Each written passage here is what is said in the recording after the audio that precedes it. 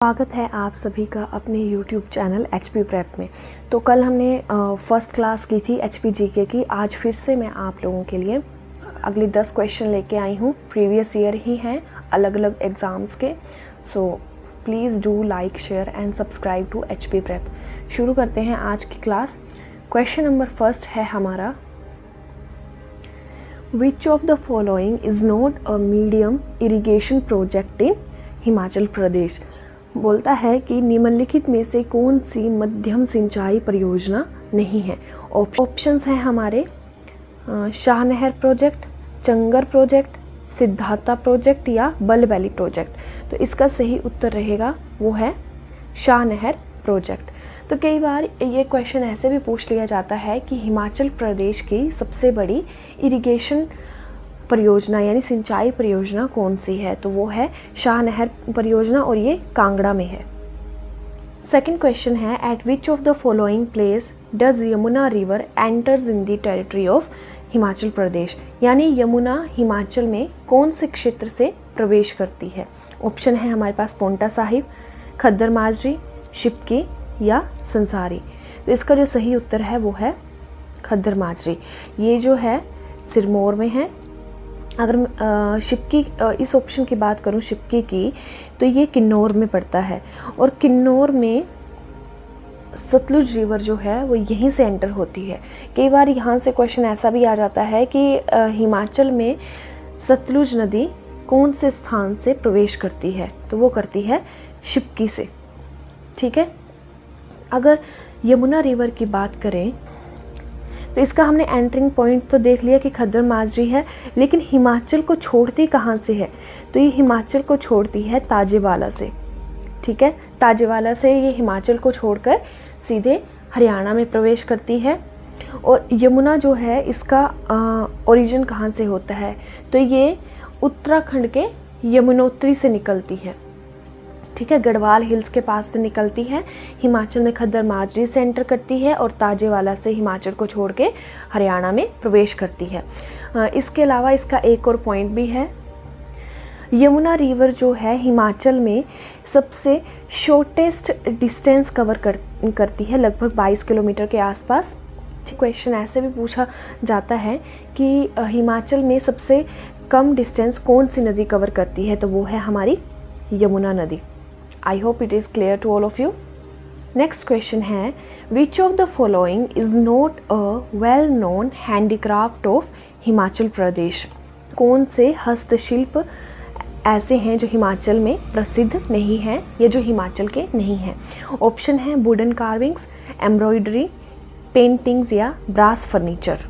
का सही उत्तर है brass furniture, option number D.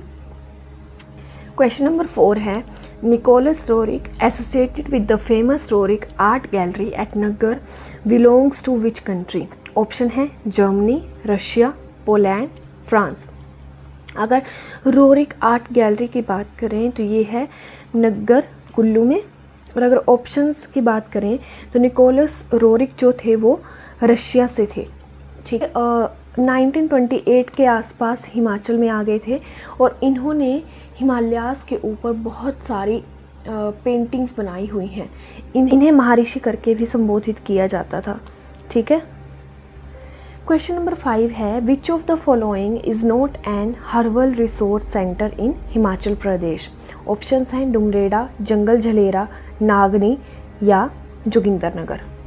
सही उत्तर है option number C, Nagni. Nagni में हर्बल रिसोर्स सेंटर नहीं है, इन्हें हम हर्बल गार्डन भी बोलते हैं। इसके अलावा इन तीनों जगहों पर हर्बल गार्डन्स हैं। अगर टोटल की बात करें तो टोटल 4 हर्बल गार्डन्स हैं।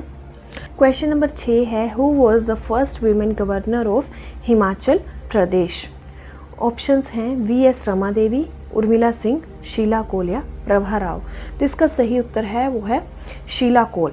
शीला कोल जो थी हिमाचल की पहली राज्यपाल बनी थी। अगर मैं बाकी ऑप्शंस की बात करूं तो ये जो 3 महिलाएं हैं ये भी हिमाचल की राज्यपाल रही हैं। तो टोटल 4 ऐसी महिलाएं हैं जो हिमाचल के आज तक राज्यपाल रही हैं। अगर बात करूं VS रमा देवी की, तो ये 1995 से 1999 तक रही थी हिमाचल की राज्यपाल। अगर बात करें हम प्रभा राव की, तो ये 2007 से 2009 के बीच में रही हैं, और उर्मिला सिंह 2010 से 2014 के बीच में रही हैं। तो टोटल 4 ही महिलाएं हैं। शीला कौल की बात करें तो ये 1995-96 के टाइम पे राज्यपाल रही थी हिमाचल की। ठीक है। क्वेश्चन नंबर 7 है, who was the second chief minister of Himachal Pradesh? Y S. Parmar, Virbhadra Singh, Thakur Ramlal या नन ऑफ द अबव? अब ये तो सभी को पता होता है कि पहले चीफ मिनिस्टर कौन थे। ओब्वियसली वाई.एस. परमार थे, लेकिन दूसरे बहुत कम लोगों को ध्यान रहता है। तो जो हमारे दूसरे चीफ मिनिस्टर बने थे वाई.एस. परमार के बाद, वो बने थे ठाकुर रामलाल। तो इसका सही उत्तर है ठाकुर रामलाल। क्वेश्चन नंबर 8 है, when was the presidents rule imposed in HP? Options हैं 1970, 1971, 1965 या 1977। तो इसका सही उत्तर है 1977। अगर मैं राष्ट्रपति शासन की बात करूं या प्रेसिडेंट रूल की बात करूं, तो सबसे पहले तो लगा था 1977 में। आज तक हिमाचल में सिर्फ 2 बार ही राष्ट्रपति शासन लगा है। पहला 1977 में और दूसरा लगा था 1992 में। ठीक है। तो अगर क्वेश्चन ऐसे भी आ जाए कि हिमाचल में राष्ट्रपति शासन कितनी बार लगा है, तो ये लगा है 2 बार। राष्ट्रपति शासन की बात करें तो ये कॉन्स्टिट्यूशन के आर्टिकल 356 के अंडर लगाया जाता है। ठीक है।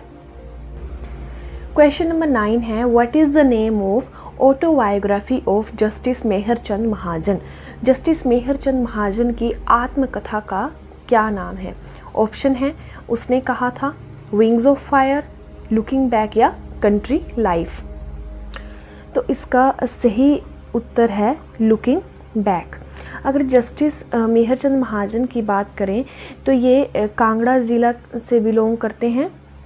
दूसरा, ये पहले ऐसे जज थे जो सुप्रीम कोर्ट में चीफ जस्टिस रहे हैं। ठीक है। तो कई बार क्वेश्चन ऐसा भी आ जाता है कि हिमाचल के वो कौन से व्यक्ति थे जो सुप्रीम कोर्ट में चीफ जस्टिस रहे थे? तो वो थे जस्टिस मेहरचंद महाजन, और इनकी आत्मकथा वो तो जान ही ली, looking back.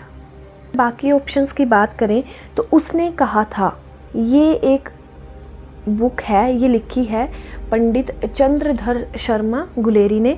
Wings of fire doctor APJ Abdul Kalam की है, और कंट्री लाइफ जो है वो नोहरा रिचर्ड्स की है। तो यहाँ दुर्ग कहाँ स्थित है? ऑप्शन है सिरमौर, कुल्लू, लाहौल स्पीति या शिमला। तो इसका सही उत्तर है शिमला। ये थे हमारे आज के 10 क्वेश्चन। आई होप आपको ये पसंद आए होंगे। अगर पसंद आए हैं तो प्लीज़ लाइक करिए, शेयर करिए और सब्सक्राइब करिए। मिलती हूँ आपसे अगली क्लास में। Thank you.